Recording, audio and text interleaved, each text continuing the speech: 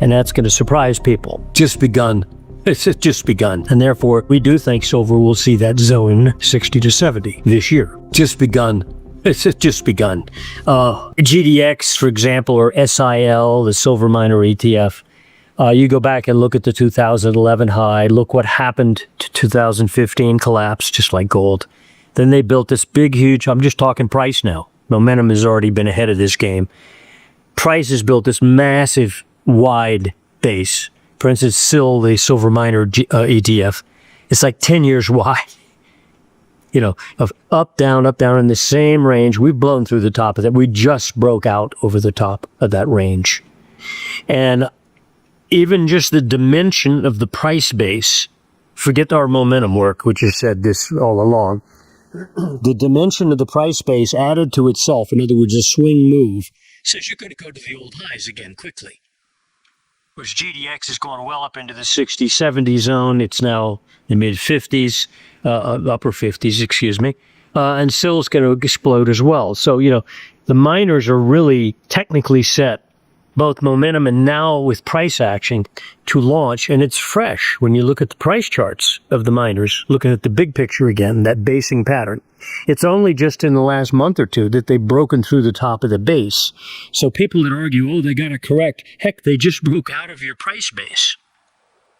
They've hardly reached any dimensionality that argues overdone, you know. So I think the flow into the miners has only really just begun. We know the supply demand in silver for several years now, at least, has been tight. There's not excess production in relation to demand. And in fact, there's a whole new demand quadrant out there, the solar panels. And China's a big consumer of silver for the purpose of, you know, they're like 80% of the world's solar panel production. That's one factor. But the other factor is this, just over time, monetary metals advance, not because of this war or that war. In fact, wars are usually a negative for them. It's due to underlying monetary degradation that is ongoing. So if you look at an M2 chart... Are you ready for a shock? Michael Oliver says silver could explode to $70 this year. Yes, this year. But that's just the beginning. He reveals why gold is set for an even bigger breakout, and how miners and key stocks could deliver life-changing gains. If you own gold, silver, or you're worried about where to put your money right now, this message is for you, because what Oliver is uncovering could decide who thrives and who gets left behind. Money supply chart on the Federal Reserve site in St. Louis. You see this upward curving ballistic chart of the growth of money. And if you go in and pick beginning in 1960 and then get the number for 1970 and do the math, 70 to 80, 80 to 90, you'll see the annual growth is, you know, like 80, 90%. Every decade, 80 to 90%, meaning you good percent every year. We're increasing that now. In fact, that chart is starting to go parabolic a bit. But over time, gold will match the ongoing degradation in a fiat currency. And obviously, when you increase the supply, it degrades its buying power. So that's why a loaf of bread when I was a kid was 20 cents and now it's not. Okay. Degradation of money, or why, you know, when your granddad built a house, it was $4,000, now it's $450,000. Same house. Ongoing degradation in money. And gold, if you plot over history, will keep up with that degradation in the fiat currencies. Silver is a traveling partner with gold. Yes, it underperforms, and then it suddenly, as you pointed out, like in 1998 to 2000, went ballistic on the upside. No, excuse me, 1979 to 80 went ballistic on the upside, and then again from that about 2010 to 11, it went ballistic very quickly. In other words, what it took several years to do, it suddenly did in 4 or 5 months. But if you go back and assess where silver might be now, given the ongoing degradation decade by decade in the money supply, why should silver be lower than it was in 1980 or 2011? What doesn't make any sense? Gold is well above those levels. In fact, even copper is above its 2011 highs. Copper, okay. Why shouldn't silver be? I think it's just a grand mistake. Markets make mistakes. They remain underpriced for too long because of sentiment, etc. And then when they say, oops, I made a mistake, you get ballistic moves. And I think that's what we're seeing. We see it technically happening. And when I say 60 to 70, all I mean is we're going to just blow out those silly old highs, because they really are silly. Because given the monetary degradation since 2011 or 1980, silver would probably be $200 to match the real buying power of silver at those peaks. And ultimately, that's probably where it's going. I'm just talking about this surge. And I think that because if folks are so silly focused on 50 and 50, that a lot of people are going to think that's technically important to take it out. And they're finally going to wake up when silver does blow through that silly price level. And then you're going to have the public say, well, golly, all-time new highs in silver. Why wasn't I there? In fact, in real dollar terms, it's still undervalued taking out those highs. But I think that you're going to gush through that, run all the stops, so to speak, suck in new money that hasn't been in at the appropriate places, and won't level off and pause until you get up to about 60 or 70. We've got a few technical reasons for that. But that's not the top. I'm just talking about this surge, meaning between now and year end. We're arguing this particular wake-up phase in silver, where it finally does what copper's already done, take out the 2011 high, what gold has amply done, taking out its prior major peaks. Silver's going to rush those old highs. It's been a major technical and fundamental mistake for it not to have already done so, along with copper, for example, and gold. And on a monetary basis, in real dollar terms, if you undegrade the price of silver and put it in line with where the degraded dollar really is now versus where it was in 1980 or 2011 peak in silver would probably be $200 an ounce just to match those highs in real spendable dollar terms. In other words, to compensate for the monetary degradation. But we're just talking technically about this particular surge because we think those two highs, we call them idiot highs. Frankly, because they are stupid, because they're so many decades ago that they're next to meaningless in real value terms. But everybody is aware of the two peaks of 50. And so when every investor out there is aware of it, that's the point where they'll finally wake up and get a smack in the face and say, gee, why wasn't I already there? And that's when they'll get interested, and you'll no doubt get some gushing buying on the other side of 50. Because you're not going up to 50 and stop again, okay? You'll blow it out. And when you do, you're going to get a gush of buying, and it'll probably at least take you another $20 or so. And again, there's minor technical reasons for that. It's not a long-term top. We think silver ultimately may go to like $200 an ounce over the following year. There are other factors in play here that will facilitate or stimulate that further move in gold and silver. And that is the breakdown in the stock market, which always then is followed by massive breakdown in the data points. Employment numbers go bad really, really fast. Factory output, all the numbers that the Fed likes to look at and use as their academic excuse, they'll have. And in which case, and plus we have a president who wants to print. Okay. So, he wants a Fed chair that will do the same. So we know that's going to happen. In fact, it's going to happen before Powell leaves because he'll have enough evidence, and already he's got enough objections from members of the Fed board to have to pay attention. It was 2, now it's 3 and 4 saying, yeah, we need to cut. Okay. So it's going to happen. And that means that the Fed, again, will put their pedal further on the floor, put their foot onto the pedal. And you'll have monetary excess in all kinds of different ways. You'll see it in the M2. You'll see it in Fed on the rate cuts, and also see in their buying, their balance sheet, because there will be emergencies out there. And we're looking at certain areas in the stock market that most people aren't. Most people look at NVIDIA and Microsoft, and I'd pay real close attention to them right now, especially where they close this week out. We've got some numbers that are being especially on Microsoft, that are being threatened right now. We get a couple days left in the week, but you break them, all of a sudden, one of the two remaining leaders of the Mag 7 will start to go down sharply.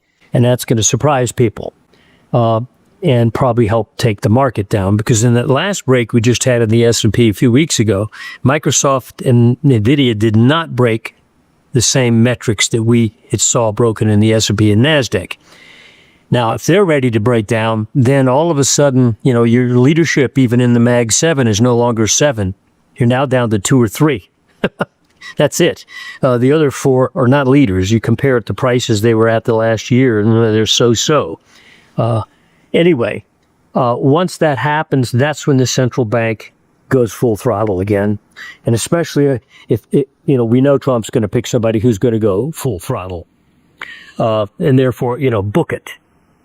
And the problem with that is if you go back historically and look at the 2000 to 2002 bear or the 2007 to 9, when the Fed went full throttle, it did not help the stock market.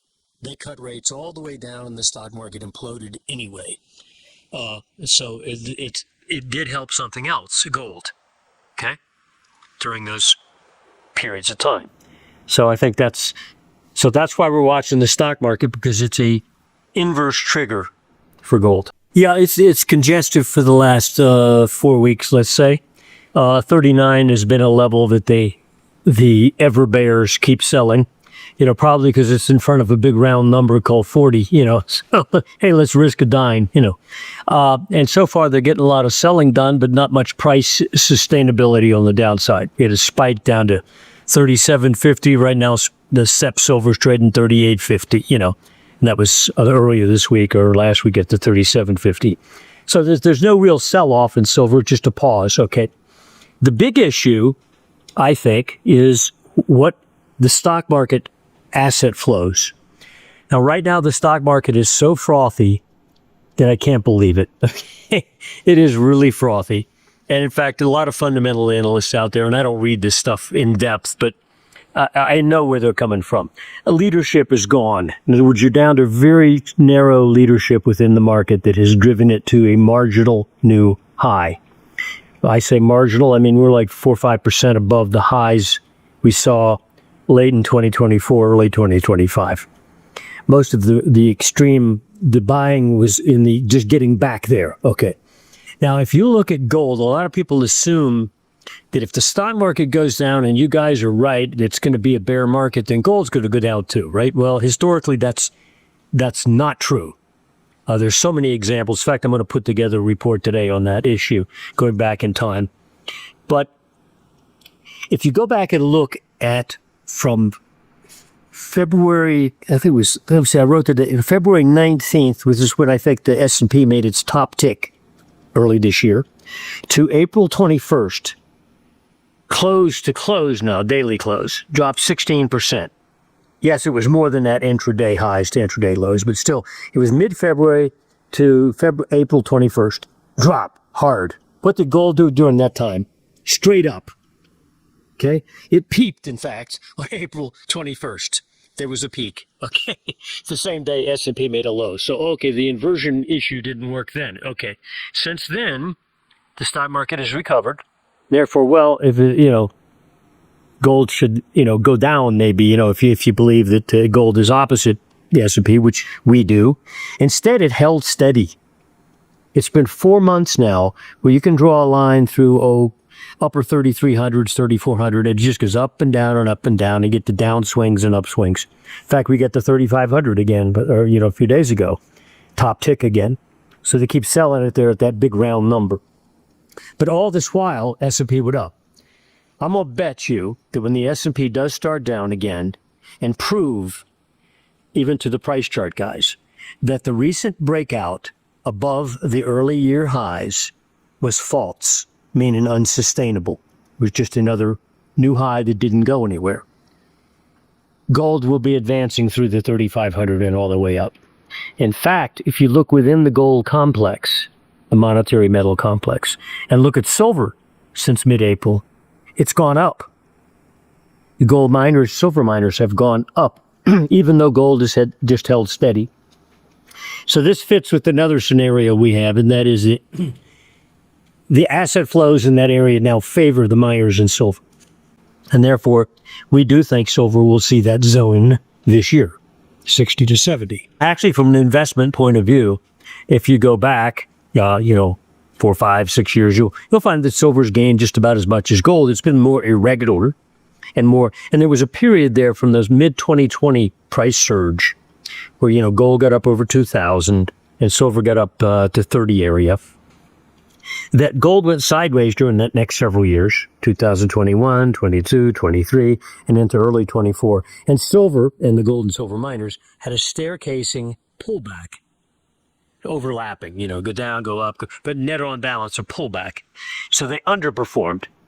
Technically speaking, when we assess that spread relationship between silver and gold and the miners and gold, they've broken out. In other words, they've said to us that relative performance, underperformance trend is over. They're now outperforming again. And sure enough, look what's happened, over the last couple of months, especially since April. Silver's gone up from, a high in, you go back a year ago, in May 24, we had a surge high at 32.70. And then since gold's gone sideways since April, silver's gained, about 10, 15%. And the gold miners have really asserted themselves in a way that surprises most people. Because usually it used to be, if gold has a down day, the miners would get beat up pretty good. Now gold could have a down day and they're up. It's surprising to most, not to us. I think that's an indication, especially in the mining sector, that there is money beginning to flow out of the stock market that is doubtful money, meaning they doubt the sustainability of what they're seeing on the tape. And therefore they're moving into other assets. And they finally realize that actually the gold miners, they're at a better level now than they've been for 10 years versus the S&P. They've been, in other words, 10 years ago, they're beating the S&P. If you just bought and hold the gold miners. Nobody knows that. They don't mention that on Fox Business or CNBC about how gold, silver, and the miners are outperforming the S&P 500. And not just for this last year or, several months, but for a protracted period of time. I think that'll continue. And especially when the stock market wobbles back. Now, we come up with numbers every week that if you crack them, you're likely to start back down. I think what's going to upset the public most and some analysts is if you do get back below the highs we saw early in the year and indicate, oops, that breakout isn't sustaining. Remember, like the old Cape Canaveral rocket liftoffs, they go up about 200 yards and then they implode back to the launch site. We have also, there was a book written in the 1950s by Edwards and McGee. Edwards and M-A-G-E. Edwards and McGee. You can buy it on Amazon. Called Technical Analysis of Stocks. And it is like a 400-page textbook with fine print of chart patterns in price that they developed, explained, defined, and so forth, of topping action and bottoming action that you can apply to stock market investing. But again, we're talking, 1958. Okay. I bought it when I was at E.F. Hutton in 75 at a financial bookstore down near Wall Street. To be sitting in the window there, so I bought it. I still have it. But there's a price pattern in there that very few people ever mention. A lot of people like to define bullish patterns. But there's a price chart pattern that they define called the broadening top. And if you'll put your S&P 500 monthly chart or weekly, go back to 2024, and the same with NASDAQ 100, and put it up on the screen, just price now, you'll see that we made a high in like mid-2024, had a sharp drop into August. It came back in late 2024, early 2025, made a marginal new high above that prior high, and then had to drop into April, a lower low than it occurred in August. So a high, a low, a higher high, a lower low, and now you've kind of made another higher high. So you got 3 higher highs, 2 lower lows. So it's a widening pattern, not a triangle that narrows, but one that widens. And what it's indicative of is a market that's lost its sense of direction. In other words, it's real exuberant one way, and then suddenly it's implosive, and then it's exuberant again. But it's flip-flopping around. It's dying. Okay. If we fall back below the price highs we saw early this year, which is like, 2,200 area in the S&P and so forth and so on, you can look at your charts.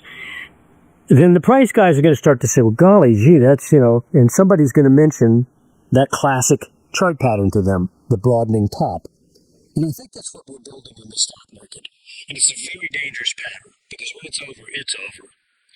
And momentum argues to us by price making new high. Momentum is clearly not. Momentum is, in fact, broken trend. Don't trust the new highs. Okay, if that's the case, then money is going to really start to flow out of the stock market at some point, and I think soon, probably. And where's it going to go? Well, if you do all the performance graphs you want to of this asset category and that, you'll see T-bonds haven't been doing well. They're usually an alternative to the stock market. Not much is doing well, except gold persistently has been doing well. And more money will flow. Look at a chart of Newmont, for example. Pardon me for getting long-winded here. Newmont has both outperformed vastly and underperformed vastly gold price over the years and the mining sector. It's the big blue chip. It's the one that if you're a major asset manager and you're going to buy into the gold stock arena, you're probably going to include Newmont. Why? Because it's the big blue chip. You're not going to go out and buy juniors or something. It has exploded this year. It's up like 85%. What's the S&P up? 10, 15 from the year with the close of last year. So there's no comparison. Money is flowing into that for some reason. And a lot of that explosion in Newmont has occurred while gold's been going sideways. So think about that. Somebody's buying the gold miners. Why? It's not because they're all frothy about gold over the last 4 months. It's because they're moving money somewhere to somewhere. I think if you break the stock market, that money flow will become massive. If Michael Oliver is right, silver at $70 and gold breaking out could change everything for investors. And this is just the start of what's coming. So don't miss the next big update from voices like Oliver, Peter Schiff, Andy Scheckman, Rick Rule, and Rafi Farber. Hit that like button, subscribe, and tap the bell icon so you never miss the insights that could protect and grow your wealth.